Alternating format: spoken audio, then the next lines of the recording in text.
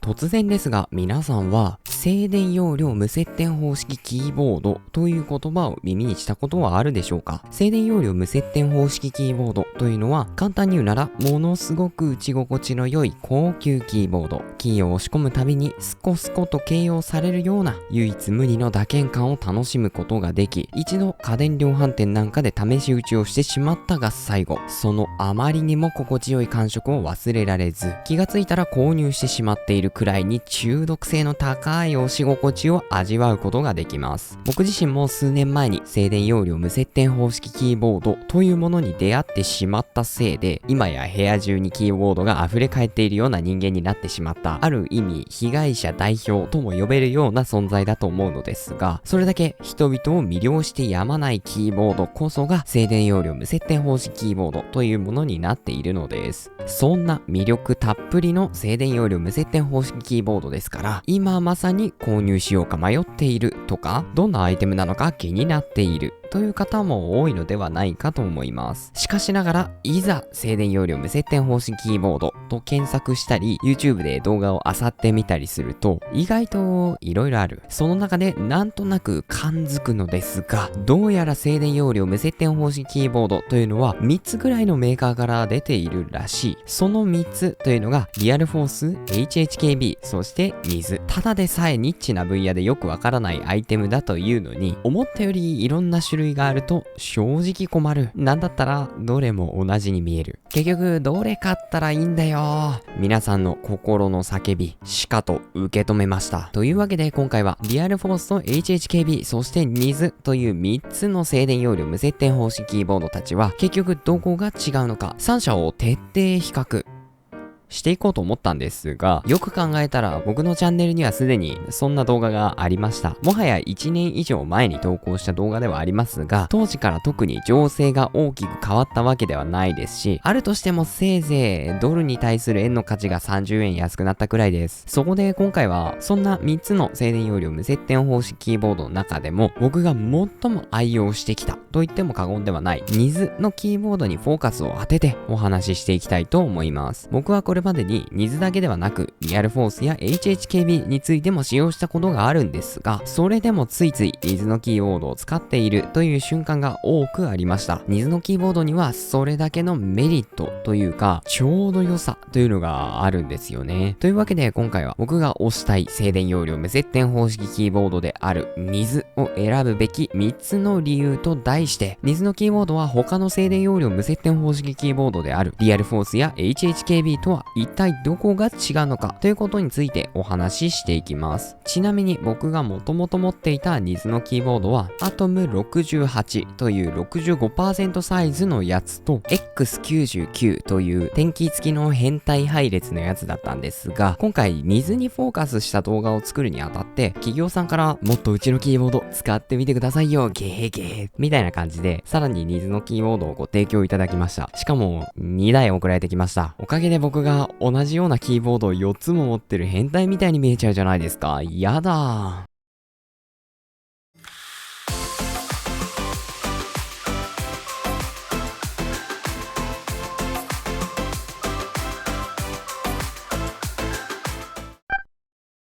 というわけで、NIZを選ぶべき3つの理由についてお話しする前に、改めて静電容量無接点方式キーボードについて、そしてNIZのキーボードについて軽くおさらいしておきましょう。そもそも静電容量無接点方式キーボードとは何なのかというと、静電容量無接点方式スイッチが搭載されているキーボード。世の中に存在しているキーボードは、搭載されているスイッチによって大きく4つに分類されます。まずはメンブレンスイッチが搭載されているメンブレンキーボード。学校やオフィス、お店などあらゆる場所で目撃することができる一番普通のキーボードです。ちなみにこれが一番安いです。続いてパンタグラフスイッチが搭載されているパンタグラフキーボード。ノート PC なんかに搭載されている薄型のキーボードですね。そしてメカニカルスイッチが搭載されているメカニカルキーボード。ここら辺からキーボードオタクたちがはびこる沼の世界になってきます。ゲームをする方なんかはゲーミングキーボードのお話で耳にしたことがあるかもしれません。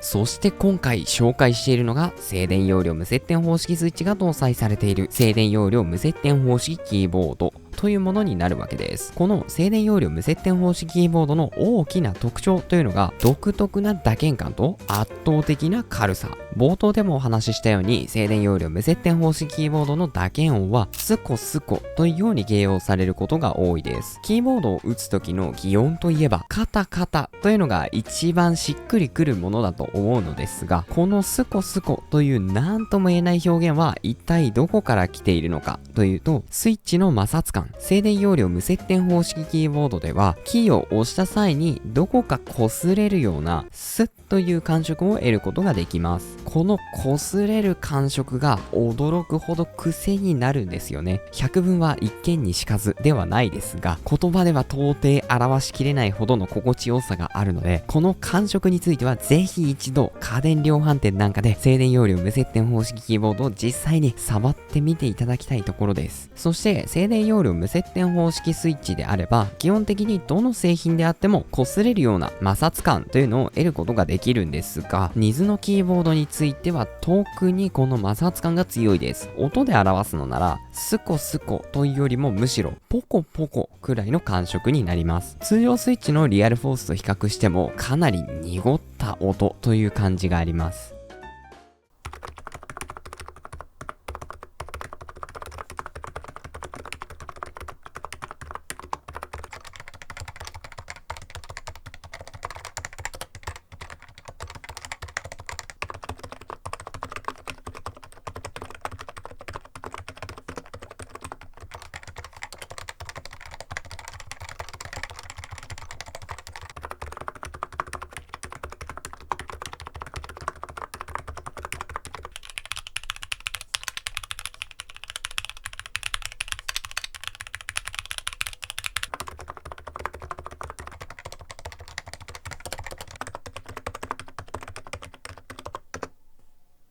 もちろんこの摩擦感は打鍵感を大きく左右するんですが、それと同じくらい打鍵音にも影響を与えます。簡単に表現するなら、摩擦が強い分音が静かになります。するとどうなるのか。外でも使える。一般の方々にとっては不審極まりない行為だとは思いますが、僕ぐらいのキーボード沼ズブズブ人間になってくると、外でノート PC を使おうと思っている時には、プラスでキーボードもカバンにぶち込んで、カフェのテーブルなんかで人目をはばからずノート PC の上にキーボードを乗せる孫子スタイルと呼ばれるような体勢で作業することがあります。しかしこの時、カタカタと爆音を鳴らしてしまうことになるメカニカルキーボードなんかを使用してしまうと、近隣住民の皆さんと騒音関係で揉めてしまう可能性があります。しかしニズのキーボードであれば、どんなにハードなタイピングをしたとしてもポコポコという控えめで可愛らしい音が鳴るレベルなので、他のお客さんが談笑していたり BGM がかかっていたりする店内ではほとんど気になりません。おかげで文字入力がはかどって仕方ない。そんな独特な打鍵感と同じくらい大きな特徴であると言えるのが圧倒的な軽さ。当然キーボードというものはキーを押し込むためには指に力を入れなければなりません。しかしながら静電容量無接点方式キーボードと呼ばれるものについては、キーを入力する際に必要な力というのが驚くほど小さいんです。そもそもキーボードには搭載されているスイッチに応じて、このくらいの力があればキーを入力できるよというような数値が存在しています。この数値がメカニカルキーボードの場合、軽くて 45g で 50g や 60g というような数字になっているんですが、静電容量無接点方式キーボードの場合、重めのスイッチでも 45g、軽いものなら 30g というような数字になっています。雑に言ってしまえば、メカニカルキーボードのおよそ半分の力でタイピングできてしまうのが静電容量無接点方式キーボードなのです。実際に使ってみた感覚で言うなら、このキーを今から入力するぞーと思って指をキーの上に乗せた時にはすでにキーが入力されているぐらいの軽さです。ちなみにニズのキーボードの場合、どのキーボードを選択したとしてもキーの重さというのは一律 35g となっています。かなり軽めのスイッチになっているので、軽すぎて逆に入力しづらいとおっしゃっている方も時々見かけます。僕に関しては人生で一度も握力30の壁を超えたことがない貧弱お手手の持ち主なので、スイッチは軽ければ軽いほどいいと思っているるんですが、いや、スイッチ軽すぎるよと思った場合でも、水のキーボードであれば謎のバネが同梱されており、これをスイッチとキーキャップの間に挟むことで、キーの重さを 45g という割と常識的な重さにすることもできるので、結構親切設計です。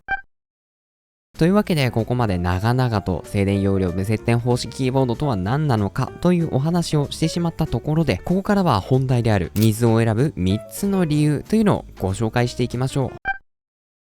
理由 ①、キーキャップ交換し放題。皆さんはキーキャップを交換したいと思ったことあるでしょうか？僕にはあります。そもそもキーキャップとはキーボードにくっついている文字が印刷されているパーツのことです。キーボードって当然毎日使うものですから、お気に入りのキーボードであればあるほど毎日顔を合わせる一面みたいな感覚になるんですが、キーボードが一面と違うのは変化がない。一面は人間なので、その日の生活みたいなものがあるわけで、時が経てば経つほど、そういえばこんなことがあって、みたいな感じで、会うたびに新鮮なネタを供給してくれることが多々あります。しかしどうでしょうか？キーボードについては、いくら毎日顔を合わせているとはいえ、キーボードは人間ではありませんので、積もる話が生まれてくることはありません。要するに、飽きるんです。毎日黒いキーボードを使っていれば白いキーボードが輝いて見えるし、毎日白いキーボードを使っていれば黒いキーボードがかっこよく見えてくる。人間とはそういうものなんです。そんな時に有効なのがキーキャップの交換。キーボードを上から見てみると、本体のうちキーキャップが占めている面積は 90% 以上あるわけですから、キーキャップを交換すると、まるで新しいキーボードを手に入れたかのような新鮮な気持ちでまたキーボードに向き合うことができるのです。また、キーキャップを交換することで実質自分だけのカスタムキーボードみたいな感じにもなるので、より一層愛着が湧いてきて、もういいことしかありません。そんなキーキャップ交換がしたいと思った時、当然我々は大手通販サイトなんかでキーキャップと検索して無限に近い種類のキーキャップたちが販売されているところを目にするわけなんですが、なんと水のキーボードであれば基本的にどのキーキャップを選んでも装着することができるんです。あんまりこの凄さピンときてないですかね。これ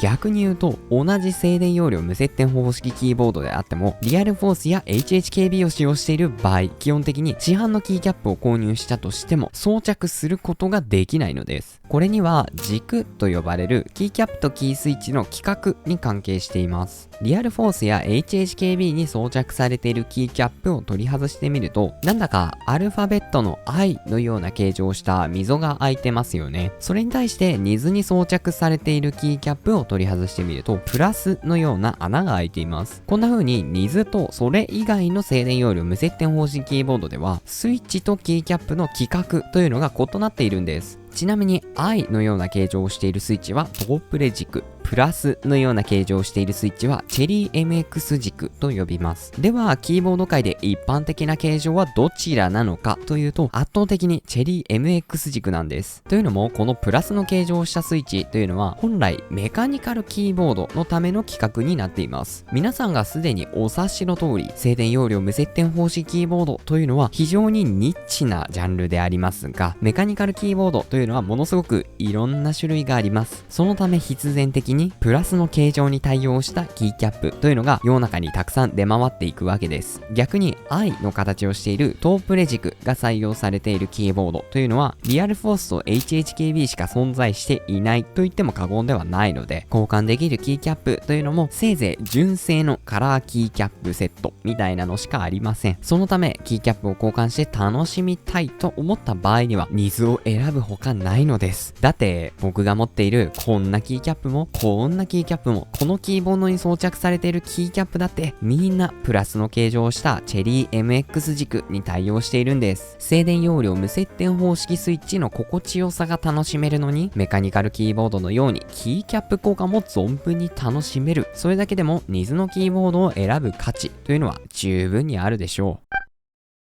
理由 ②、ショートカットキーの自由度が高い。水のキーボードはもちろんそのまま使っても大変快適なキーボードになっているんですが、何よりも自分色に染め上げることができるというのが大きな強みです。というのも、水のキーボードにはもともと備わっているデフォルトのショートカットキーが充実している上に、さらには専用のソフトウェアを使用することで、あらゆるショートカットキーを好きなだけ割り当てることができるからです。まずデフォルト状態で使用できるショートカットキーについては、基本的には FN キーと同時押しすることで削られてしまったファンクションキーやページアップ、ページダウンのようなキーを発動させることができるようになっているという感じなんですが、特に特徴的なのがマウス操作。これはキーボードの WASD あたりに割り当てられているんですが、FN キーを押しながらここを操作することでマウスに触れることなくキーボードのみの操作でマウスカーソルを動かすことができちゃうんです。これが地味に便利で、なんとなくキーボードの上から手を動かすのがめんどくさいなっていう時なんかにちょっと触るだけでマウスカーソルを移動させることができるので結構快適です。さらに専用のソフトウェアを使用すれば自分の好きなキーに好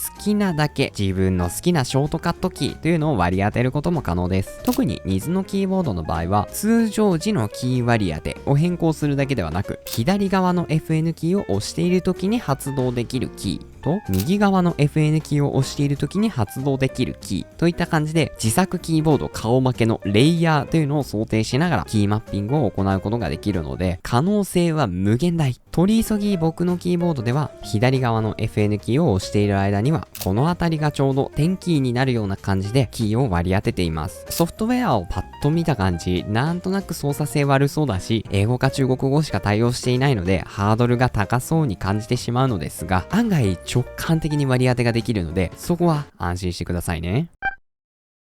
理由③、サイズ展開が超豊富。最後のポイントにして僕が静電容量無接点方式キーボードを選ぶならNISのキーボードを押したい最大の理由なんですが、NISのキーボードはサイズ展開がとにかく豊富です。そもそもキーボードにはサイズと呼ばれる概念が存在しています。まず PC を触ったことがある人なら誰もが知っているであろうキーボードのサイズと呼ばれるものについてご紹介します。それがフルサイズと点キーレスサイズ。まずはフルサイズについて。フルサイズキーボードとはキーボード本体にアルファベットが印字されている部分に加えてその上にはファンクションキー部分が、そしてその右側には矢印キー部分が搭載されており、さらにその右側に点キーと呼ばれる数式が電卓のように並べられた部分があるというような様子になっているキーボードのことです。これはまさにキーボードの完全体とも言うべき姿なので 100% キーボードと呼ぶこともできます。もしかしたら会社や学校でよく見かけるのはこのサイズのキーボードかもしれませんね。そして点キーレスサイズについて、これは先ほどご紹介したフルサイズキーボードから右端にくっついている点キー部分をごっそりと削り取ったような構成になっているキーボードのことです。フルサイズキーボードよりもだいぶ横幅がスリムになっているので、ご家庭でお使いのキーボードは実はこのサイズみたいな方も多いかもしれません。というようにキーボードにはサイズという概念があるわけなんですが、このサイズというのがNISにおいてはものすごく充実しています。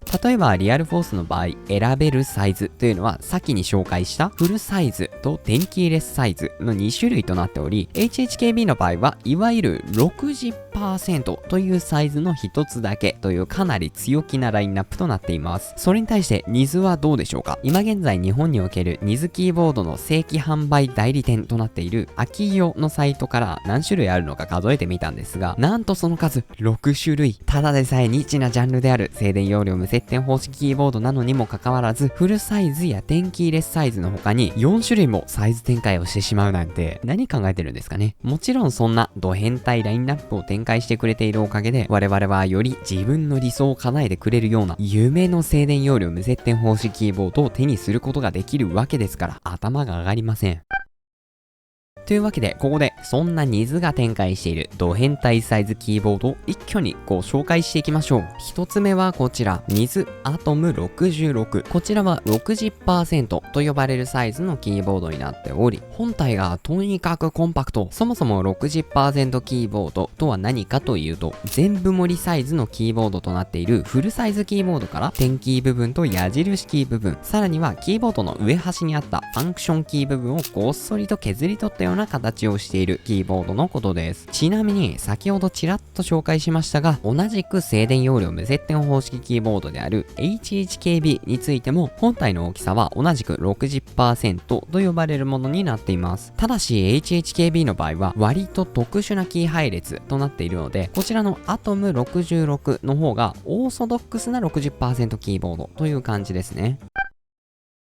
2つ目はこちら、NIS Atom68。パッと見、さっきのキーボードと同じに見えるんですが、こちらは 65% と呼ばれるサイズのキーボードです。60% のキーボードと比べてみるとわかりますが、Atom68 の場合、バックスペースキーやエンターキーがある列の右側にさらに1列キーが並んでいます。この部分が 5% の差というものになっているんですね。横幅が少しだけ長くなってしまいますが、60% キーモードでは消滅してしまっていたキーたちが蘇ったわけですから、こちらの方が手間なく操作できて快適と感じる方も多いと思います。また、NIS のキーボードの場合、自由自在にキーマッピングを行うこともできるので、右1列をマクロキーボードみたいな感じでカスタマイズして使うのもかなりおすすめですね。NIS に限った話をするのであれば、Atom68 はバックスペースキーが割と大きめなのに対して、Atom66 の場合はバックスペースキーの左半分が謎のキーに侵食されている関係でかなり小さくなっています。なのでめちゃめちゃ打ち間違える。正直バックスペースを押そうと思って左隣のわけわからんキーを押してしまうことがものすごく多くてイライラしてしまったので、現在はここにもバックスペースを割り当てて使用しています。キーマッピングは偉大ですね。3つ目はこちら、NIS Plum75。さっきまでコンパクトすぎるキーボードたちを見つめていた関係で、一回り大きくなったようにも感じますが、これでも十分コンパクトです。こちらはいわゆる 75% と呼ばれるサイズのキーボードになっています。75% キーボードとは、先ほど紹介した 60% キーボードの上1列にファンクションキーを追加したような形状をしたキーボードのことです。このファンクションキーの有無というのが結構ポイントなんですよね。ここで世間的なキーボードサイズの認知度的なお話をするんですが、まず誰もが知っているのはフルサイズキーボードというやつですよね。小学生時代の僕が図書館で読みたい本の蔵書検索をかけている時、決まって置いてあったのは電気までついたクソデカキーボードでした。フルサイズキーボードの次に世間一般で流通しているサイズが電気レスサイズというものです。これは電気レスサイズのキーボードだと認知している方は少なくても、家にあったのはこのサイズのキーボードだったなみたいな方は日本中にいるのではないかと思います。さて、ここからが問題です。じゃあ電気レスサイズよりもコンパクトなキーボードが欲しいと思った時、皆さんが手にするのは一体何サイズのキーボードなんでしょうか。これは断然 60%、65% サイズのキーボードになっています。決して今紹介している 75% サイズのキーボードではないのです。特にゲーミングキーボードなんかでは今や 60% キーボードは結構メジャーなサイズと言ってもいいかもしれません。というのも PC でゲームをする場合、左手ではキーボード操作をしながら右手ではマウスを大きく振り回すというような姿勢を取ることが多く、キーボードの横幅が短ければ短いほどマウスを振り回すスペースを確保することができ、ものすごくプレイがしやすくなるからです。しかしながら 60% キーボードや 65% キーボードにはもちろんと言ってもいいかもしれませんが、ある欠点があります。それはファンクションキーを入力するのがめんどくさい。先ほどご紹介したように 60% キーボードや 65% キーボードというものにはファンクションキーが搭載されていません。ではどうやって F1 キーとか F2 キーを入力するのかというと、 FN キーを押しながら数字キーを入力するんです。 FN キーを押しながら1を入力したら F1、 FN キーを押しながら2を入力したら F2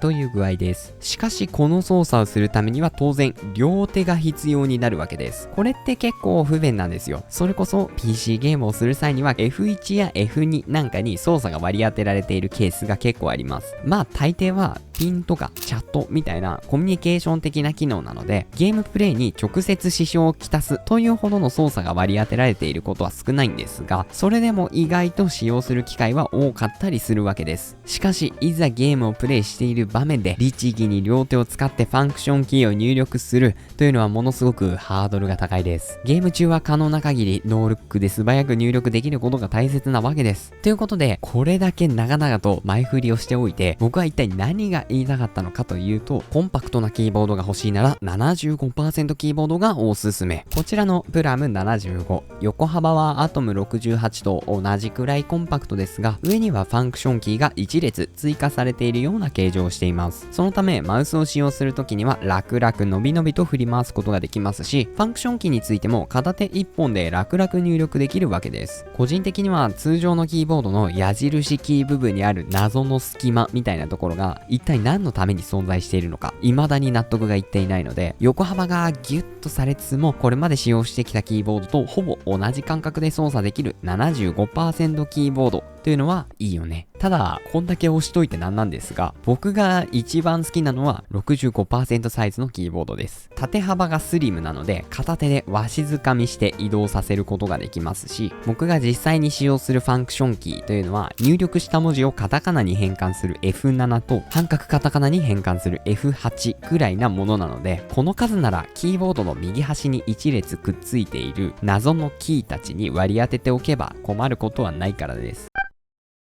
最後にご紹介するド変態サイズのキーボードはこちら NIZX99。 こちらは本体の大きさだけで言えばテンキーレスサイズのキーボードと同じになっているんですが、びっくりするほど本体にキーが敷き詰められています。名付けるならそう、テンキー付きなのにテンキーレスサイズキーボード。そもそもテンキーとは電卓のように数字キーが配置された部分のことで、フルサイズキーボードの一番右端にくっついているものです。そのため確かに数字入力は快適に行うことができるんですが、その分だけデスク上のスペースを占領することになってしまうので、文字入力かあるいはデスク上のスッキリ感かという究極の二択を我々キーボードオタクたちは常に問われているわけです。そこに颯爽と現れてくれるのがこちらのテンキー付きなのにテンキーレスサイズキーボード。通常のキーボードに搭載されている矢印キー部分をうまいことこうギュッとすることによって横幅のスリムさと機能性というのを両立させているのです。なんだったら名前さえついていないようなとんでもニッチジャンルのキーボードなのに早々と静電容量無接点方式スイッチを搭載して世に解き放ってしまうの、ド変態すぎると思いません？もしも僕がこれから静電容量無接点方式キーボードデビューを果たすとしたらこれにします。そういえば言い忘れていたんですが、これまでに紹介したアトム66とアトム68、そしてプラム75については有線だけでなく Bluetooth でも使用することができます。みんなが気になる技的についてもバッチリ取得されているので堂々とワイヤレス接続できますね。また PC に Bluetooth が搭載されていなかったりうまいこと接続できない場合にはニズキーボード用の Bluetooth レシーバーなんかも同梱されているので安心ですね。一方で残念ながらこちらの X99 については有線接続オンリーとなっています。さすがに変態すぎてワイヤレス化の案までは通らなかったのかもしれませんね。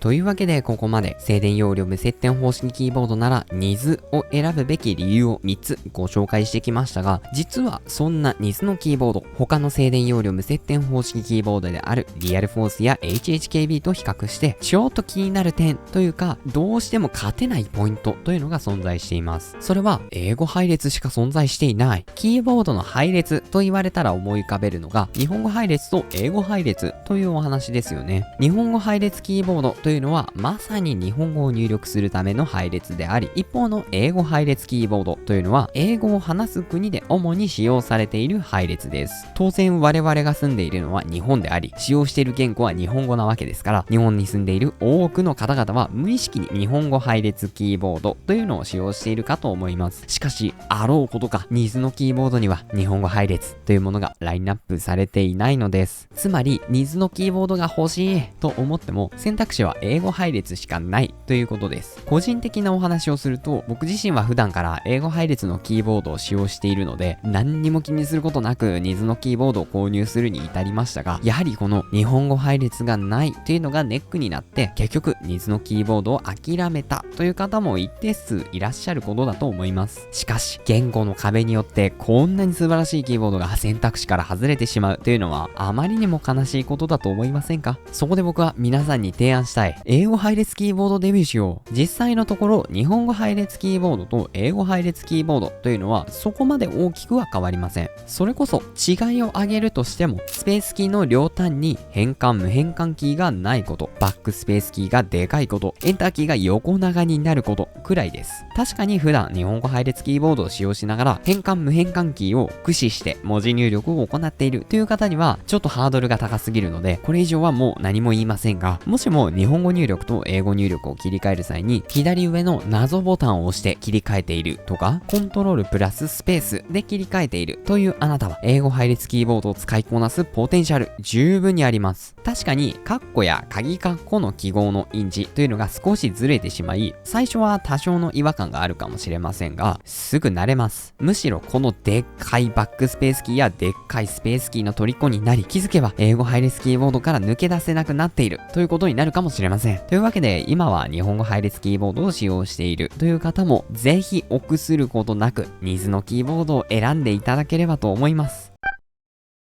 というわけで今回はニーズを選ぶ3つの理由と題しまして、僕が静電容量無接点方式キーボードの中でも特にニーズを推したいポイントというのを3つご紹介してきました。ぜひ皆さんにも静電容量無接点方式キーボードとの出会いを足がかりにズブズブとキーボード沼にはまっていただければと思っております。そしたら沼の奥深くで僕は待っていますので、ぜひね、仲良く語り合いましょう。皆さんの到着お待ちしております。この動画良かったと思ったら高評価、コメント、チャンネル登録よろしくお願いいたします。他にも旧 Twitter、X などもやっておりますのでフォローしていただけると嬉しいです。それではまた次の動画でお会いしましょう。さようなら。